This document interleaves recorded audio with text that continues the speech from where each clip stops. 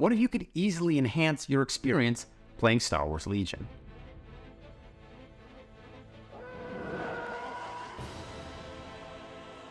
Open fire! Hey, it's Chase from On the Table Gaming, and in this video, we're going to be looking at some Star Wars themed terrain pieces that were sent to us by the talented folks over at Legion Terrain. Now, Legion Terrain is a 3D printing company that makes wargaming terrain compatible with Star Wars Legion, and we've had so much fun with the AT-AT terrain piece we purchased from them, so I'm excited to talk about how some of their smaller but equally iconic pieces hold up and how they can help you improve your Star Wars Legion experience just by being on the table. So today we're going to be looking specifically at the Crashed Imperial Fighter 2, the Crashed Rebel Fighter A, and the Tower system. Now each of these pieces comes pre-painted, and as you can see, the attention to detail is absolutely stunning. Every piece has been carefully sculpted and painted to match the Star Wars universe, and while you can still get these items unpainted, if it's within your means, the pre-painted pieces are definitely worth it.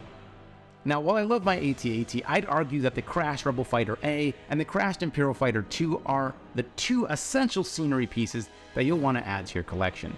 They instantly give the battlefield that splash of Star Wars feel, turning a desert into Tatooine or a forest table into Endor without taking up as much real estate as an entire Imperial walker. If you've already got a collection of scenery from other games, these pieces are just enough to add in to really ground the games in a galaxy far, far away. When it comes to TIE Fighter terrain, what I like about these two pieces is that the broken wing can serve as a barricade-like feature, while the main body can entirely block line of sight on core troopers and even larger things like AT-RTs.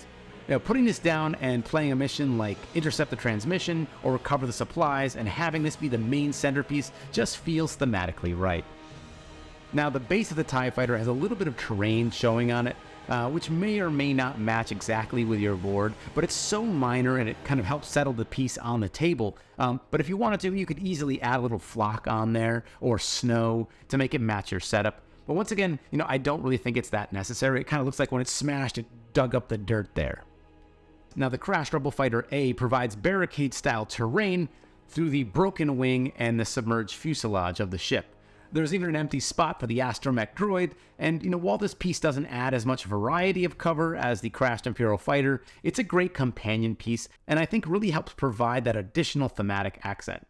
Now, if you could only get one, I'd go with the Crashed Imperial Fighter, but as far as Crashed X-Wings go, the Rebel Fighter is a very affordable scenery piece, even fully painted.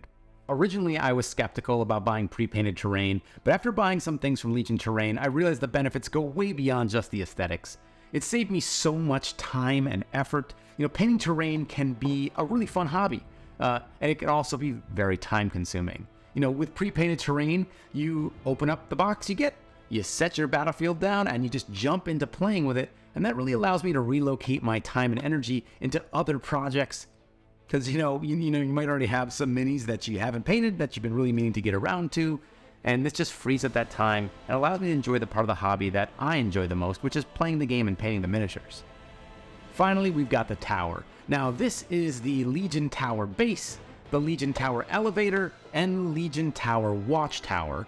Now, initially, this was the set I was least excited for. It's a building, it's not like a crashed spaceship, but after having used it, having those three pieces, which allows me to make different sized height items, it really changed my mind, and I think I was actually underestimating it. It feels so great to be able to switch up the scenery on your table and to be able to do more with less. Being able to make it into one taller height 2 piece or two smaller height 1 pieces, just that variation, I don't think that can be understated. And now it's probably one of the pieces that gets the most use, and for me, hey, here's another advantage of using pre-painted terrain.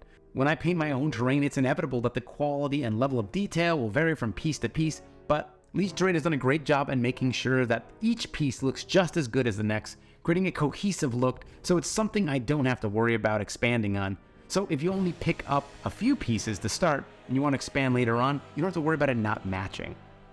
There are a lot of offerings from Legion Terrain, and if you think about how much time and energy you invest in this hobby, taking a moment to invest in leveling up your battlefield is a no-brainer, and Legion Terrain sets make it very easy for your experience to go to that next level regardless of your hobby skill. Let us know if you're thinking about picking up any pieces from Legion Terrain, or have it answer any questions you might have, and in the meantime, we hope you get your miniatures on the table.